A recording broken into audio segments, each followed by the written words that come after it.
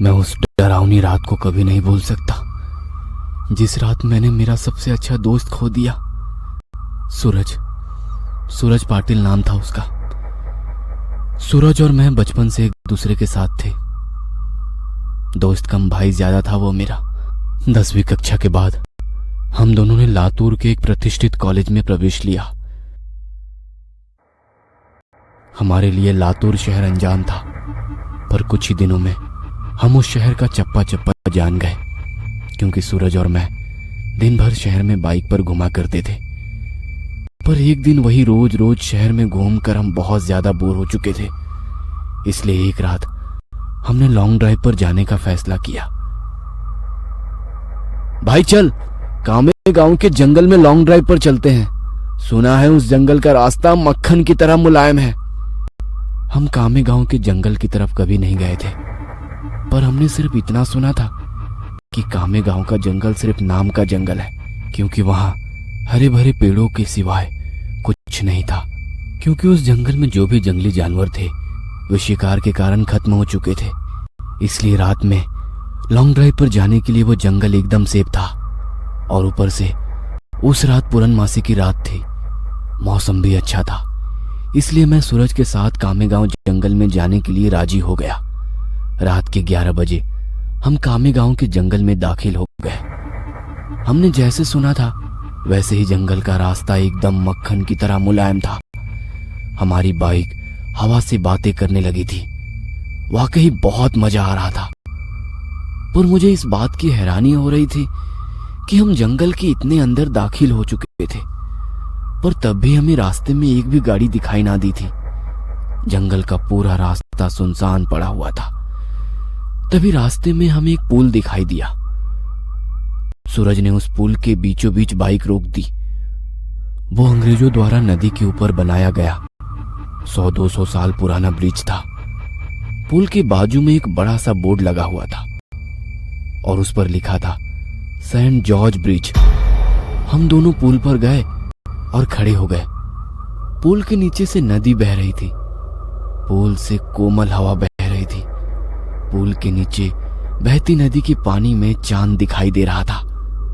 माहौल बहुत खुशगवार था, लेकिन इतने में दूर कहीं जंगल में से एक भेड़िए की रोने की आवाज आई।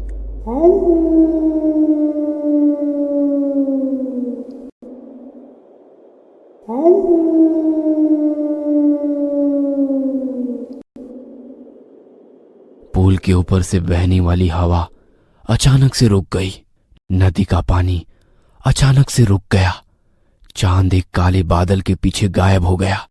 तभी हमारे सर के ऊपर से एक टिटहरी भयंकर आवाज में चीखती हुई मंडराने लगी, मानो वो हमसे कह रही थी कि यहां से जल्दी से भाग जाओ। हमारे महाराष्ट्र में ऐसा माना जाता है कि टिटहरी का चीखना अशुभ घटना का संकेत होता है, और मैं ये अच्छी तरह से जानता था। सूरज, मुझे यहाँ पे कुछ अच्छा नहीं लग रहा है। टिटहरी का चीखना मतलब कि हमारे चारों तरफ खतरा मंडरा रहा है। हमें जल्दी यहाँ से निकल जाना चाहिए। अरे भाई, कुछ अशुभ नहीं होता, बस ये अंधविश्वास है। टिटहरी के चीखने की वजह उसका गुस्सैल स्वभाव होता है और वही उसकी आवाज भी होती है। अब चुपचाप यहाँ खड़ा रह और खूबसूरत नजारा देख, सूरज ने मुझसे कहा। तभी मैंने सूरज के पीछे कुछ दूर पुल की रेलिंग के पास एक औरत को खड़े हुए देखा।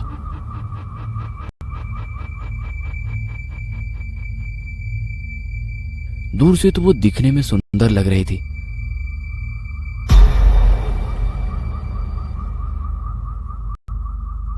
पर वो पुल के नीचे झांक रही थी। मैं उसकी तरफ देख ही रहा था कि इतने में वो औरत अपनी चप्पलें उतारकर पुल की रेलिंग पर चढ़ गई। सूरज, पीछे देख, वो औरत क्या कर रही है? मैंने सूरज से कहा। सूरज ने पीछे मुड़कर देखा।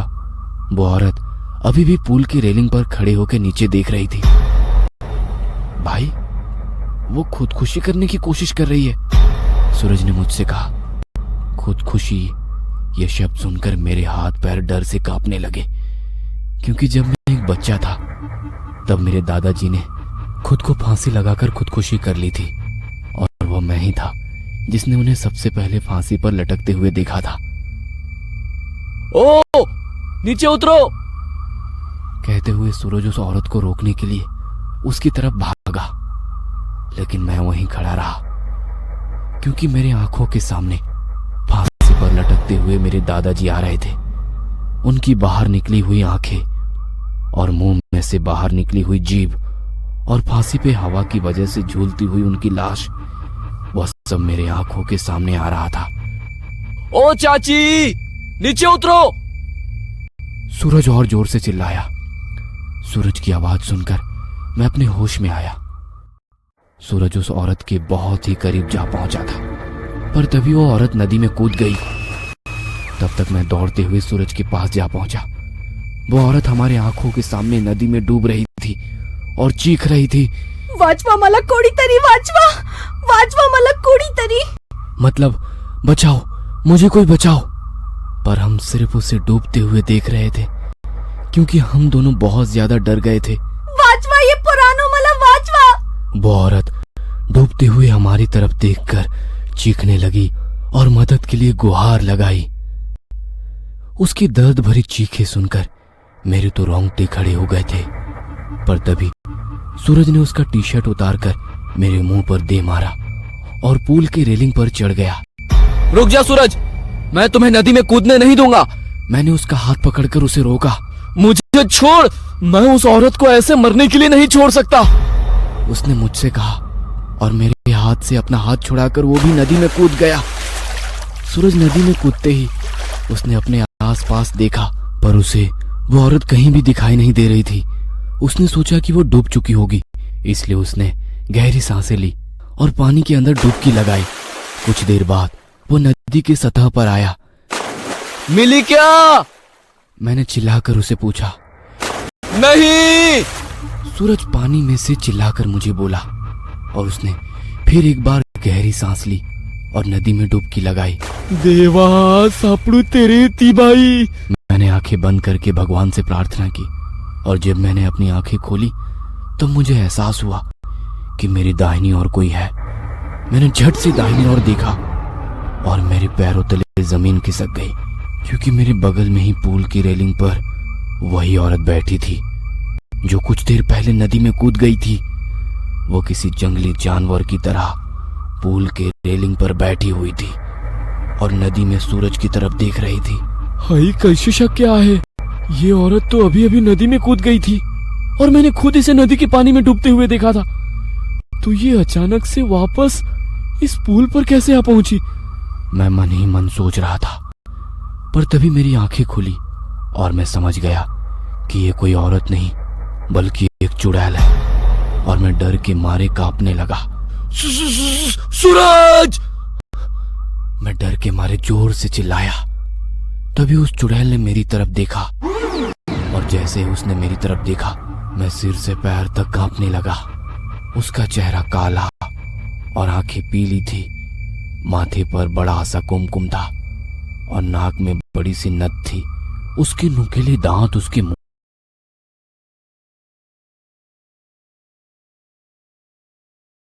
क्या हुआ, मुझे ढूंढ रहे हो? उस चुड़ैल ने मुझसे पूछा और डर के मारे मेरा गस्सा सूख गया। सूरज, हड़ाल! मैं फिर से चिल्लाया और मैंने पुल से नीचे नदी में देखा। सूरज पानी की सतह से हमें घूर रहा था।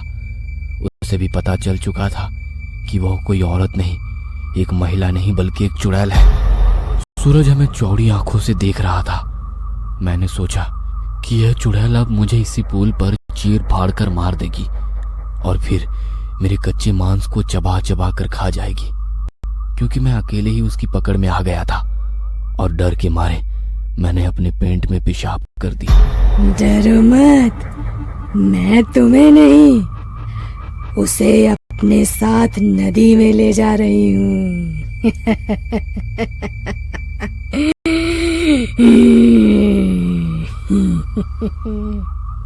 उसने मुझे नदी में तैरते सूरज की ओर इशारा करते हुए कहा। जब मैंने ये सुना तो मेरा दिल डर से दहल उठा। वो पानी में सूरज को अपने साथ ले जा रही थी। सूरज, जल्दी से पानी से बाहर निकलो, नहीं तो ये चुड़ैल तुम्हें नदी के पानी में ले जाएगी। मैंने सूरज से चिल्लाते हुए कहा। यह सुनकर सूरज पानी में ठहर गया। उसके हाथ पांव सुन्न पड़ गए। उसे एहसास हो गया था कि वह नदी में से बाहर नहीं निकल पाएगा, क्योंकि वह नदी के बीचों बीच था। वो काफी डर गया था। भाई, मुझे बचाओ! सूरज ने मुझसे विनती की। ये सुनकर चुड़ैल मेरी तरफ देखकर मुस्कुराई और उसने पुल से सूरज पर छलांग लगा दी। धीरजिया!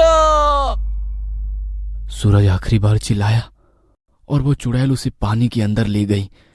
कुछ देर तक पानी में से बुलबुले निकलते रहे, पर कुछ देर बाद वो भी बंद हो गए।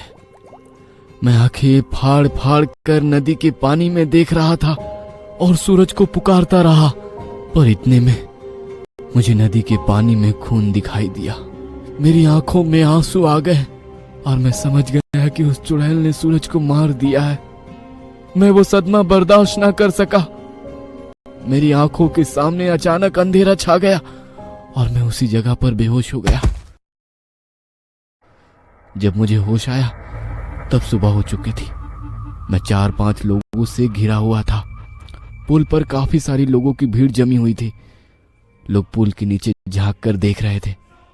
मैं उठकर पुल के पास गया और देखा कि नदी के किनारे पानी में सूरज की लाश तैर रही थी। उस चुड़ैल ने बड़ी ही बेदर्दी से उसके सीने से दिल निकाल लिया था। मेरा सबसे अच्छा दोस्त मुझे छोड़कर चला गया था। उस दिन मुझे कामे गांव के लोगों से पता चला कि उस नदी में 100-200 साल पहले से ही एक चुड़ैल का वास था। असल में हुआ ये था कि अंग्रेजों के जमाने में एक अंग्रेज अफसर ने सुंदरा नाम के एक औरत का बलात्कार किया था। ये बात आसपास के सब गांव में फैल गई थी। इसी कारण सुंदरा से गांव की कोई भी औरत बात नहीं करती थी, क्योंकि सब लोग कहते थे कि उसकी पवित्रता नष्ट हो चुकी है, अब वो अपवित्र हो गई है। गांव के लोग उसे हर दिन ताने मारते थे। कुछ दिन बाद सुंदरा के पति ने भी उसे छोड़ दिया।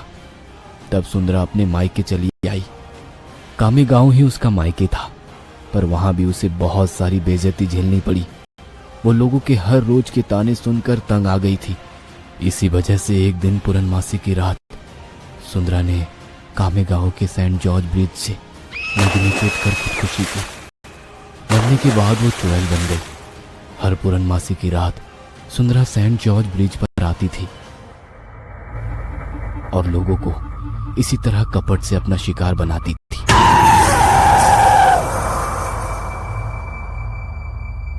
जब आसपास के गांव में ये खबर फैल गई कि कामे गांव के सेंट जॉर्ज ब्रिज पर चुड़ैल का वास है, तो लोगों ने रात को सेंट जॉर्ज ब्रिज की तरफ जाना छोड़ दिया।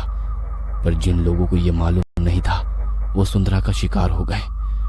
कामे गांव के कुछ बुजुर्ग लोग ये भी कहते हैं कि 100 पुरुषों या लड़कों के दिल खाने के बाद वह चुड़ैल फिर से खूबसूरत जिंदा औरत बनने वाली थी। इसलिए वो सिर्फ पुरुषों और लड़कों को अपना शिकार बनाती थी और उनका दिल कच्चा चबा जाती थी। सूरज के मरने के बाद कामे गांव के सेंट जॉर्ज ब्रिज पर कभी भी वो चुड़ैल दिखाई नहीं दी। इसीलिए कामे गांव के लोग कहते हैं कि मेरा दोस्त सूरज उस चुड़ैल का 100वां और आखिरी शिकार था और उसके बाद वो जिंदा सुंदर स्त्री बन गई और अभी किसी आदमी के साथ वो एक सामान्य जीवन जी रही।